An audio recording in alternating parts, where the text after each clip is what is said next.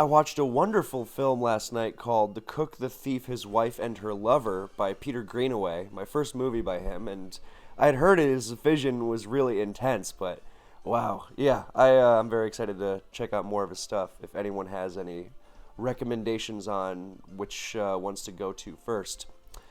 And if you want some incentive to watch it yourself, then the guy who plays Dumbledore in the Harry Potter movies, starting in Prisoner of Azkaban, he is the villain of the piece, and he is delightfully awful. Yeah. Sorry, I still sound sick, by the way. I haven't gotten rid of that Texas Chainsaw Fever. But, yeah, today we are delving into this is not the first time this question has ever been posed, but the times it has been posed before has kind of just seen it get, waved off and forgotten about, which I think is a shame because it's interesting. So the basic premise of Ubers was not to have a playable metagame. With the strongest Pokemon around, it was just the ban list for OU. Because you start in RBY, right? And you're never going to have balanced games with Mewtwo around. So you kick Mewtwo out, and you play your standard tier without Mewtwo, and then without Mew as well, because that winds up being a little too good as well. So then your Uber tier is what it was for an incredibly long time, which was not a tier so much as just a ban list. In the same way that BL is not a tier, it's just a ban list for UU. Ubers was the exact same thing. So if you played Ubers way back when, then you didn't worry about whether it was, balanced or competitive or whatever. You just wanted to use the Mewtwo's and then the Groudons and Kyogres of the world. In the earlier days of competitive Pokemon, then people didn't really sweat the brokenness of stuff as much in general. See GSC Snorlax, but yeah. So the interesting thing about this is that when everything was allowed to run loose, then Ubers actually wound up being fairly balanced, which is what draws a lot of people like myself to the tier. Not just that you can use Groudon and whatever, but that the insanely high power level creates... It balances itself out to create a very unique dynamic. It makes it a great metagame to play generation after generation. And what's interesting about this is that you didn't tier anything. You had your clauses, obviously. You can't you can't remove sleep clause or anything.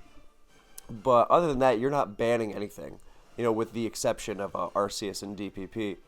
When Arceus was finally made available in Generation 4, then this was when I first remember this debate popping up, because Generation 4 was also when the main simulator, Shoddy Battle, could only support Generation 4. So Smogon Tor, instead of being the most recent 3 generations of OU, was OU, UU, and Ubers. So you had people playing for a trophy with a tier that was previously just a ban list. Not to say that people didn't play it seriously, but now you had to consider the competitiveness of it, at least a little bit, because you're playing for trophies, and that was the basic idea. Either the tier is worthy of an official tournament where you compete for a trophy, and that means it's competitive, or it's not, and we don't put it in our tournaments. Then Arceus was axed, more on a technicality or anything. I have to make another video about Arceus and DPP Ubers specifically, and why it wasn't allowed in the first place, because it was a bunch of technical limitations more than anything else. But the sentiment was there. And then, of course, it came to a head in Generation 6 when Mega Rayquaza was released, and that was not... And there was nothing technical about that. That was 100% entirely just, this thing is too strong for Ubers. It's just unbearable. So it was banned within a week of release, if memory serves. And it hilariously, created Anything Goes, of course. But ever since then, that's when I remember some Ubers players raising the idea that, hey, maybe uh, if we're tiering Ubers now, what separates it from OU in that regard, and why is this not just the standard tier? Now, you could say that Mega Rayquaza was a one-off, which for sure it was unprecedentedly stupid. And, you could tie it to Arceus and DPP and things like that.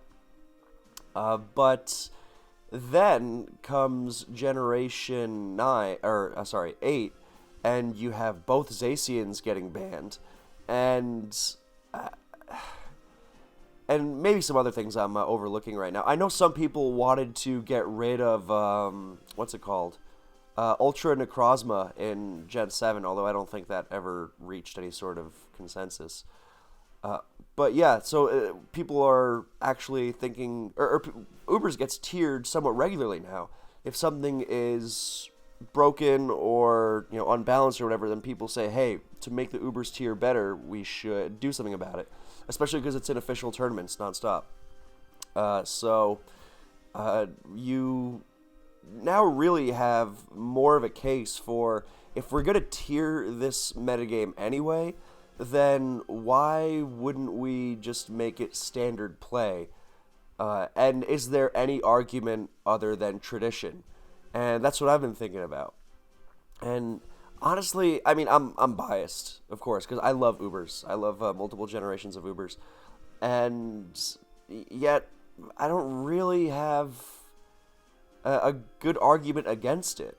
Now, I'm not saying that I've been particularly scholarly about it, but I do think that it's an interesting proposal because OU tries to limit its bans too. And I know that might sound funny to people who say, "Oh, well, they banned Palafin and Iron. What's the Delibird one? The Delibird form, and they're just banning stuff nonstop, and Fluttermane and all this stuff, and Smoke and ban stuff constantly." Well, first of all, if Ubers was the standard metagame, then you would have a lot less bans. It's very true, but OU's still tries to ban things as little as possible. That's generally the goal. That's been the philosophy of tiering as far back as I can remember. You don't try to beat Pokemon with bans if they're too good. They're supposed to really be overbearing, unreasonably so, as decided by the most experienced, most qualified players. So yeah, but if you wanted to cut down on bans, no better way to do it than just to play Ubers. I mean, I also thought about this because of and I had to slip this in there, even though I wasn't planning to. Uh, I was thinking about fixing Gen 5 OU, right? And how if you ban too many things, then you just alienate the player base into this unprecedented new tier with few players comparatively playing it. So who knows what would happen to it? It'd be very unstable. And I was thinking, hey, Gen 5 Ubers is very balanced, and it is a very established metagame. So, talk about not having any bans. You just start unbanning things left and right. So, yeah, it is funny that, I'm trying not to repeat myself. But I do think that there is something to be said for just Ubers as OU, or Ubers as a standard metagame. Because if you're tiering Ubers, that's the basic gist of it. If you're going to start banning the Zacians of the world, which I think you should, by the way. I had some limited experience in Gen 8 Ubers, and that was one of the most absurd Pokemon ever. Good lord. So I do think that the Zacians and the Mega Rayquazas should be banned. And the DPP Arceuses, of course, should be banned from Ubers. Because if you're going to play the tier, you may as well make it playable. Because that's what draws people to Ubers. Not just the thrill of using your favorite box art legendary, but that's what might draw you there at first, for sure. But what makes you stay with the tier is the balance you find in all the enormous base stat totals and power being thrown around. So, Yeah, and of course there's the unique aesthetic experience, which is an underrated aspect of Pokemon. But yeah, so if you're gonna tier it, then maybe it should just be OU. But this is just a guy's opinion, a guy who likes Ubers at that. So take it with a grain of salt. But I know some other players have liked the idea, Ubers players too. But generally, I've found that OU players have liked Ubers. It's easy for them to adapt because OU, famously has pretty strong power levels, and Ubers isn't. I mean, it's a departure from it for sure, but it's a similar dynamic, relative to the lower tiers, for example, like UU and below, where the power is not quite the same. So that's that. Thank you for listening. I hope this was enjoyable, and I will catch you in the next one.